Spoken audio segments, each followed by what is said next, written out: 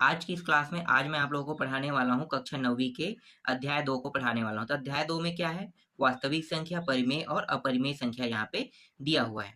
तो इसमें कुछ महत्वपूर्ण बातें हैं, उनको आपको याद रखना है। बहुत ही महत्वपूर्ण है, इसीलिए मैं आपको यहाँ पे बता रहा हूँ। तो चलो शुरू करते हैं। तो सबसे पहले हम देख लेते हैं, प्राकृत संख्या को देख लेते हैं।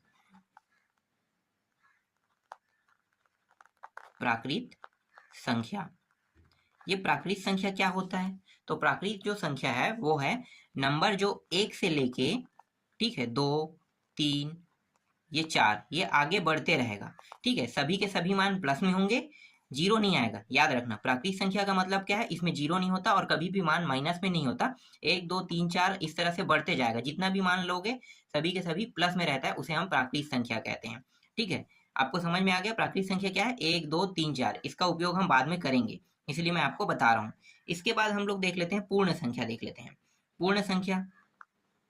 पूर्ण संख्या, ये पूर्ण संख्या क्या होता है? तो पूर्ण जो संख्या होता है वो जीरो से शुरू होता है, फिर 1, 2, 3, 4 इसी तरह से आगे बढ़ते रहेगा। 5, 6, 7, 8, 9, 10 जितने भी प्लस में मान है वो भी रहेगा, और साथ ही साथ इसमें जीरो को भी ऐड कर लिया जाएगा। ठीक है, जीरो ऐड होगा, इसके बाद ये पूर्ण संख्या, मतलब प्राकृत संख्या जो है उसमें अगर जीरो लगा दोगे तो क्या बन जाएगा? ये पूर्ण संख्या बन जाएगा। तीसरा देख लेते हैं। तीसरा पॉइंट में हम पूर्णांक संख्या देखते हैं। पूर्णांक संख्या, ये पूर्णांक संख्या क्या होता है? इसमें माइनस में भी मान होता है, प्लस में मान होता है। जैसे जीरो ले लेते हैं तो यहाँ पे 1 प्लस में भी रहेगा और माइनस में भी रहेगा। ठीक, इसी तरह से यहाँ पे 2 लेंगे प्लस में तो माइनस में भी 2 रहेगा। इसी तरह से ये आगे इधर बढ़ते जाएगा और ये पीछे भी बढ़ते जाएगा। तो ये जो मान है ये माइनस और प्लस दोनों में प्राप्त होता है, उसे हम क्या कहते हैं? पूर्णांक संख्या कहते हैं। आपको पूर्णांक संख्या समझ में आ गया? चलो चौथा देखते हैं, परिमेय संख्या। परिमेय संख्या क्या है? परिमेय संख्या जो होता है हमेशा क्या होता है? बटा के रूप में रहता है। जैसे 1/2, 4/3 इस तरह से बटा के रूप में रहेगा। ये सभी के सभी परिमेय संख्या है। ठीक है, जितने भी बटा में प्राप्त होता है मान उसे हम क्या कहते हैं? परिमेय संख्या कहते हैं। समझ में आ गया? परिमेय संख्या क्या है? बटा में मान प्राप्त होने वाले को हम परिमेय संख्या कहते हैं। छठवां जो है अपरिमेय संख्या। अपरिमेय संख्या, ये अपरिमेय संख्या क्या है? तो यहाँ पे मैं आपको बता दूं कि अपरिमेय संख्या जो होता है जिसका हम हल नहीं निकाल सकते उसे हम अपरिमेय संख्या कहते हैं। जैसे कि पाई जो है अपरिमेय संख्या है, अंडर रूट के अंदर 3 है, ये अपरिमेय संख्या है। ठीक है, ये सब के सब अपरिमेय संख्या। तो आप समझ गए अपरिमेय संख्या क्या है? पाई है, अंडर रूट 3 है, इसका मान हम आसानी से नहीं निकाल सकते। देखो पाई का मान 180 अंश होता है, लेकिन क्या हम इसको बटा में या संख्या में बांट सकते? नहीं बांट सकते ना। और ये अंडर रूट के अंदर है तो ये आधा है, ठीक है, आधा 3 है, तो इसके बारे में जिक्र कर नहीं सकते। इसलिए ये अपरिमेय संख्या जो है इस प्रकार के जिसका हम उपयोग जिसको हम आसानी से हल नहीं कर सकते, वो सब अपरिमेय संख्या कहलाता है।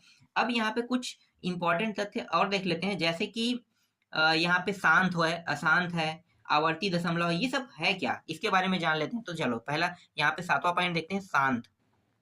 ठीक है, यह है शांत दशमलव के बारे में देख लेते हैं। शांत दशमलव,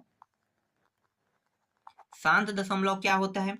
ऐसा दशमलव संख्या जिसका अंत हो सकता है उसे हम शांत कहते हैं। जैसे कि 1/2, देखो 1/2 परिमेय संख्या है, लेकिन इसका अगर हम दशमलव पॉइंट में निकालें तो कितना आएगा? 0.5। इसके बाद ये आगे जा रहा है कि नहीं ना, पूरा कंप्लीट हो रहा है। देखो भाग देके मैं आपको साबित करता हूँ कि ये हो गया, 1 को भागी देंगे 2 से। ठीक है, तो ये हो गया, यहाँ पे क्या लेंगे? दशमलव लेंगे। ठीक है, तब ये 10 होगा, तो 0. कितना हो जाएगा? 1 मिनट है ना, 0.2 10। तो देखो पूरा पूरा भाग चला गया। तो इस प्रकार के अपरिमेय संख्या जिसका पूरा पूरा भाग चला जाता है, ठीक है, उसको हम क्या कहते हैं? शांत दशमलव कहते हैं। समझ में आ गया? तो ये अपरिमेय संख्या 1/2 जिसका पूरा पूरा भाग चला गया, यहाँ पे देखो कुछ भी शेष नहीं बचा, ये कहलाता है शांत दशमलव। इसके बाद 8वां देखो, अशांत दशमलव। ये अशांत दशमलव क्या है? तो अशांत दशमलव का मतलब होता है जो पूरा पूरा भाग नहीं जाता है, उसे हम कहते हैं अशांत दशमलव। जैसे कि 9/11 ले लेते हैं। देखो अब 9 को भाग करके देखते हैं कितने से? 11 से, तो ये हो गया 0। ठीक है, 0 बार गया, ये 9 उतार लेते हैं, दशमलव लगाएंगे तो ये 90 हो जाएगा।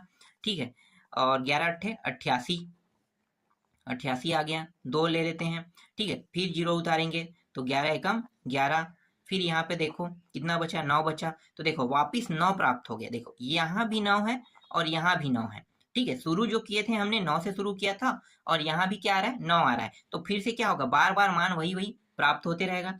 इसको हम कहते हैं अशांत दशमलव कहते हैं। समझ में आ गया, जहां से हमने शुरू किया था वहीं फिर से यहाँ पे हमें प्राप्त होने लगा, इसी को हम क्या कहते हैं, अशांत दशमलव। इसके बाद है आवर्ती दशमलव, देख लेते हैं। 9वां जो टॉपिक है वो है आवर्ती दशमलव। ये आवर्ती दशमलव क्या है, तो देखो आवर्ती दशमलव जो है वो बार बार एक ही शब्द एक ही संख्या का प्राप्त होना, जैसे कि 2/3, इसका मैं भाग करता हूँ 2 का 3 से, ठीक है। तो देखो ये 0 बार गया, ठीक है, 2 उतार लो, दशमलव लेंगे तो यहाँ पे 0 लगा देंगे, फिर 3 छक्के 18 हो गया, यहाँ पे 18 आ गया, फिर यहाँ पे देखो 2 प्राप्त हो रहा है, ध्यान देना, यहाँ से 2 से शुरू किए, फिर से 2 प्राप्त हो गया। इसका मतलब ये नहीं कि ये अशांत होगा, ठीक है, इसका मतलब ये नहीं है कि ये अशांत होगा, अशांत नहीं है, ये क्या है, आवर्ती। आवर्ती क्यों, क्योंकि हर बार मुझे 6 ही प्राप्त होगा। जैसे यहाँ पे देखो, यहाँ पे 8 एक के बाद फिर 8 एक प्राप्त होगा, फिर 8 एक प्राप्त होगा, फिर 8 एक प्राप्त होगा, तो इस प्रकार के संख्या यहाँ पे क्या हो रहा है, चेंज हो रहा है, 8 एक 8 एक 8 एक, मतलब 2 संख्या आ गया, इसलिए ये अशांत है। लेकिन यहाँ पे क्या है, हर बार 6 प्राप्त होगा, फिर इसको हल करो तो फिर 18 हो गया, फिर 6 आएगा, फिर 2 बचेगा, फिर इसको हल करेंगे तो फिर क्या होगा, फिर ये 6 आएगा। तो देखो इस प्रकार के बार बार एक ही संख्या प्राप्त होना, ये कहलाता है आवर्ती। तो आपको आसान भी समझ में आ गया, शांत भी समझ में आ गया। इस प्रकार के दशमलव को शांत दशमलव कहते हैं, देख लो, जिसमें पूरा पूरा भाग चला जाए, कोई भी शेष ना बचे, इसमें शेष बचेगा, लेकिन जो शेष है और जो इसका भागफल है वो क्या होगा, भागफल जो है वो बार बार 2 संख्या 3 संख्या इस तरह से प्राप्त हो सकता है। लेकिन आवर्ती दशमलव क्या है, बार बार एक ही संख्या प्राप्त होना, ये आवर्ती दशमलव कहलाता है। आपको समझ में आया ये चीज। चलो अब हम प्रश्नावली के प्रश्नों को देख लेते हैं। तो प्रश्नावली 2.1 का पहला प्रश्न क्या है, निम्नलिखित कथनों के लिए उदाहरण दीजिए। पहला क्या है, एक संख्या जो प्राकृतिक संख्या, पूर्ण संख्या और पूर्णांक संख्या है। तो देखो पूर्ण भी हो, पूर्णांक भी हो और प्राकृतिक भी हो, तो मैंने अभी आपको पढ़ाया था ना, तो यहाँ पे देखो प्राकृत का जिक्र किया है, यहाँ पे मैं आपको बता देता हूँ प्राकृत संख्या क्या होता है, 1 2 3 4 इस तरह से ये आगे बढ़ते रहेगा। फिर पूर्णांक क्या होता है, पूर्णांक जो संख्या होता है, यहाँ पे इसको हम लेंगे माइनस और प्लस दोनों में होता है, ठीक है, तो -2 -1 0 1 2 3 इस तरह से जाएगा। और पूर्ण क्या होता है, पूर्ण जो होता है वो 0 से शुरू होकर 1 2 3 इस तरह से आगे बढ़ता रहेगा, ठीक है। तो ये होता है पूर्ण संख्या। लेकिन इस प्रश्न में क्या कहा है, इस प्रश्न में कहा है कि प्राकृतिक संख्या भी हो, पूर्ण संख्या भी हो और पूर्णांक संख्या हो। तो देखो तीनों में जो एक ही जैसे संख्या है उसी बस को लेना है। तो 1 2 3 इसमें है, 1 2 3 इसमें है, आगे बढ़ते जाएगा, 4 भी रहेगा इसमें, फिर यहाँ भी रहेगा। तो यहाँ पे आंसर क्या हो जाएगा, 1 2 3 4 1 2 3 4 1 2 3 4 इस तरह से आगे बढ़ते रहेगा। तो जो मैंने यहाँ पे अंडरलाइन किया है यही इसका आंसर होगा। समझ में आ गया। हम लिखेंगे तो इस तरह से, लेकिन आपको बताना है इस प्रकार से कि जो अंडरलाइन हमने किया है वही क्या होगा, हमारा आंसर होगा। चलो आगे देखते हैं। नेक्स्ट प्रश्न क्या है, एक संख्या जो पूर्ण संख्या हो परंतु प्राकृतिक संख्या ना हो। देखो पूर्ण संख्या हो लेकिन प्राकृतिक संख्या ना हो। अब यहाँ पे देखो पूर्ण संख्या, देखो प्राकृतिक संख्या क्या है, यहाँ पे देखो पूर्ण संख्या वाला लाइन में एक ही प्रश्न में मैंने सभी आंसर को यहाँ पे बता देता हूँ। चलो देखो ये है प्राकृतिक संख्या, लेकिन ये जो है ये प्राकृतिक संख्या नहीं है, तो ये क्या होगा, ये इसका आंसर होगा, यही पूर्ण संख्या है। समझ में आ गया दूसरा प्रश्न का आंसर। तीसरा क्या है, एक संख्या जो परिमेय संख्या हो परंतु प्राकृतिक संख्या ना हो। परिमेय संख्या हो लेकिन प्राकृतिक संख्या ना हो। तो देखो प्राकृतिक संख्या क्या है, 1 2 3 4 है, इसका भी आंसर 0 आएगा। तो आपके जो 3 प्रश्न है उसका आंसर आपको मिल गया।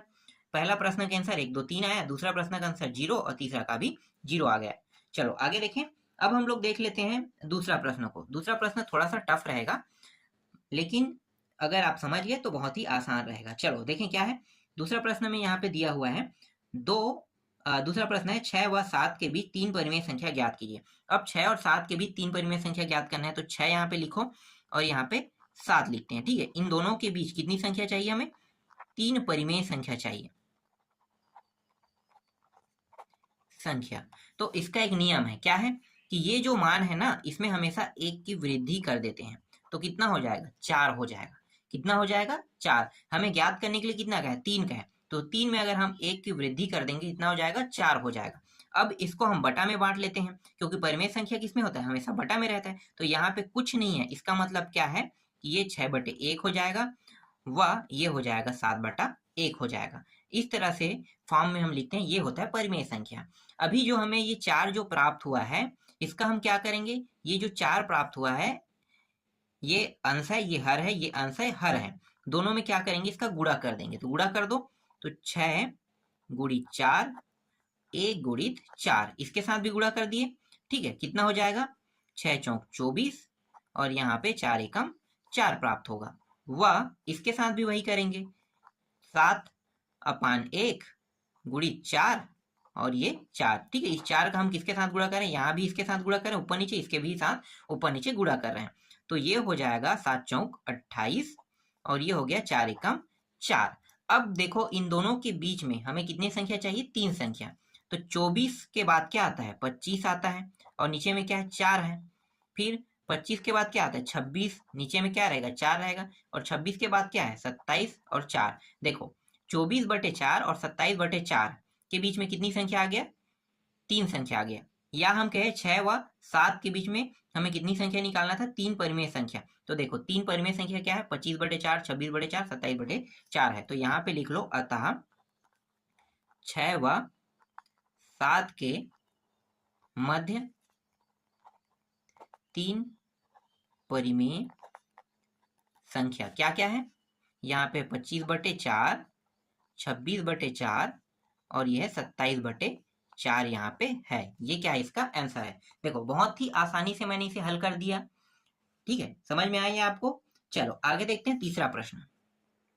तीसरा प्रश्न क्या है, तीसरा प्रश्न यहाँ पे दिया है, 4/7 व 5/7 के बीच 5 परिमेय संख्या ज्ञात कीजिए। अब 5 परिमेय संख्या ज्ञात करना है, तो यहाँ पे हम क्या करेंगे, 4/7 को लिखेंगे और यहाँ पे 5/7 को लिखेंगे। देखो 4/7, 5/7, तो यहाँ पे देखो नीचे में पहले से हर मौजूद है, तो क्या हम इसे परिमेय में बनाएंगे, नहीं बनाएंगे। पहले से जो बटा में है उसको हमें बटा में रहने देना है, जिसमें बटा नहीं रहेगा उसमें हमें क्या करना है, नीचे में हमें संख्या 1 जोड़ना है। तो इसमें हमें कुछ नहीं करना है, सिर्फ हमें 5 परिमेय संख्या निकालना है।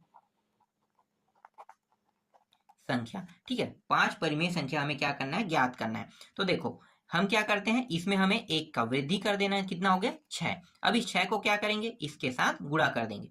तो 4/7 के साथ 6 का गुणा और नीचे में भी यहाँ पे 6 का गुणा हो गया, कितना हो गया, 6 चौक 24 और 7 छक्के 42। तो ये हो गया 24 और यहाँ पे 42 प्राप्त हो गया। वह यहाँ पे 5 है और नीचे में 7 है, इनके साथ भी 6 का गुणा हो जाएगा। तो 6 का गुणा करेंगे तो ये हो जाएगा 5 छक्के 30 और ये हो गया 7 छक्के 42। अब इन दोनों के बीच में देखो संख्या निकालते हैं, तो यहाँ पे 25 के बाद क्या आ गया, 26/42, 27/42, 28 बटा यहाँ पे 42 और ये रहा 29/42 और यहाँ पे मैं भूला क्या था, 25 ना, तो 25/42। तो देखो 25, 26, 27, 28, 29। तो देखो 24 से 30 के बीच में 5 परिमेय संख्या निकल गया। तो यहाँ पे आप लिख सकते हैं, अतः 4/7 व 5/7 के मध्य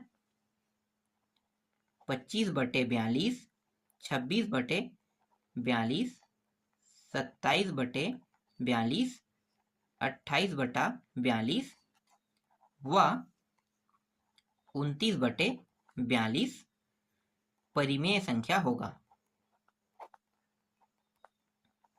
संख्या होगा। तो देखो कितनी आसानी से मैंने इसे बना दिया। अब थोड़ा सा टाइप चेंज करते हैं इसमें।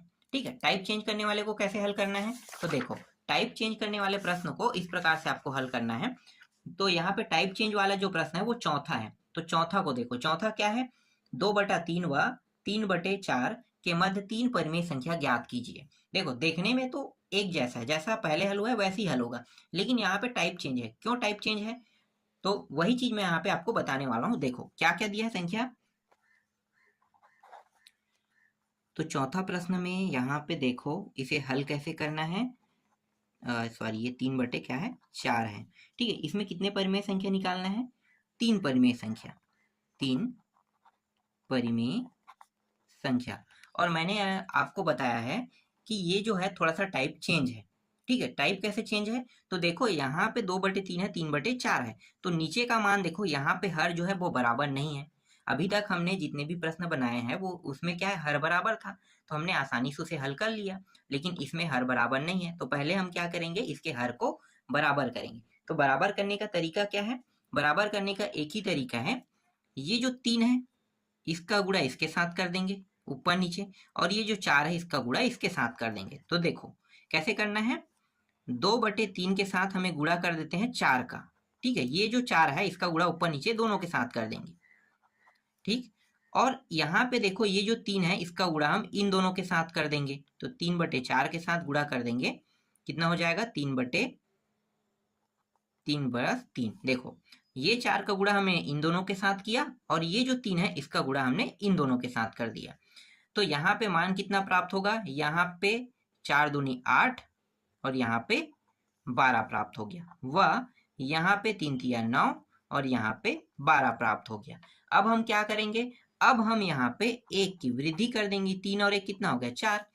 4 का जो हमने अभी यहाँ पे हमने 1 की वृद्धि किया ना, तो वृद्धि करने वाला जो मान 4 प्राप्त हुआ इसके साथ इन दोनों के साथ गुणा कर देंगे, ठीक है। अब हम अपने पुराने प्रोसेस में आ गए। ऐसे प्रश्न जिनके हर बराबर नहीं है उसको आपको क्या करना है, इसका गुणा इन दोनों के साथ करना है, और इस वाले जो हर के जो मान है 4 इसका गुणा इन दोनों के साथ आपको करना है, तभी ये हल हो पाएगा। चलो आगे देखें। इसके बाद देखो 8/12 है, गुणा कर देंगे, ये जो 4 है इसके साथ इन दोनों का गुणा कर देते हैं, तो ये हो गया 8 चौक 32 और ये हो गया 12 24 32 36 12 चौक 48, व 9/12 का गुणा 4 और यहाँ भी 4 के साथ कर देंगे, तो क्या हो जाएगा, 9 चौक 36 और 12 चौक 48। अब इसके बीच में हमें 3 परिमेय संख्या चाहिए, तो देख लेते हैं। 32 के बाद क्या आता है, 33, 48 हो जाएगा, 34, 48 हो जाएगा, 35 और यहाँ पे 48 हो जाएगा। तो देखो 33 34 35 प्राप्त हो गया। तो इस तरह से आपको बनाने हैं ऐसे प्रश्नों को। तो आपसे बन जाएगा, एग्जाम्पल का एक प्रश्न है जो काफी टफ दिखता है, तो आपको कैसे बनाना है, जैसे मैंने अभी बताया वैसे ही बनाना है, ठीक है। चलो आगे देखें। यहाँ पे आपको क्या करना है, यहाँ पे लिखना है अतः 2/3 व 3/4 के मध्य 33/48 34/48 व 35/48 3 परिमेय संख्या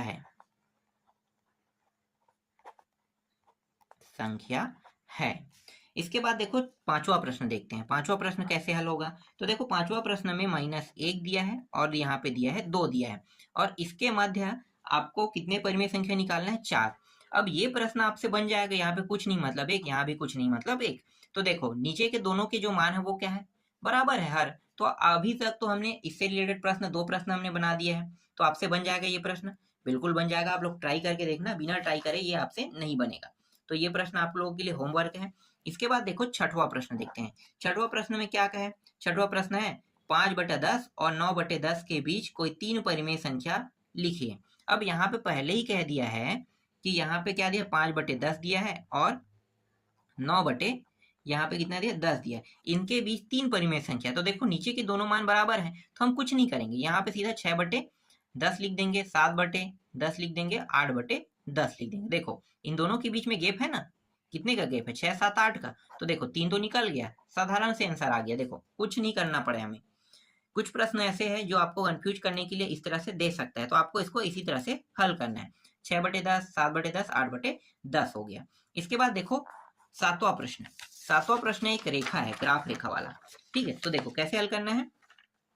सातवां प्रश्न में दिया है 7/3 व -7/3 को संख्या रेखा में दर्शाइए। तो देखो बहुत आसान है, कैसे करना है आपको संख्या रेखा में दर्शाना है। देखो इस तरह से आपको क्या करना है, एक रेखा खींचना है, ठीक है। अब यहाँ पे मध्य बिंदु आपको यहाँ पे 0 मान लेना है, यहाँ पे 1 दे देना है, फिर ये 2, इसी तरह से 3, यहाँ भी 1 2 और ये रहा 3। ये पॉइंट जो है सभी प्लस में रहेंगे और ये वाला सभी मान माइनस में रहेगा।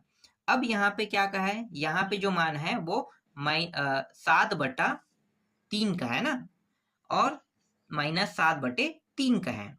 तो -7/3 को अगर आप इस तरह से 7 बटे, ठीक है, 3 को भाग देंगे, 7 बटे 3 को भाग देंगे तो कितना आएगा?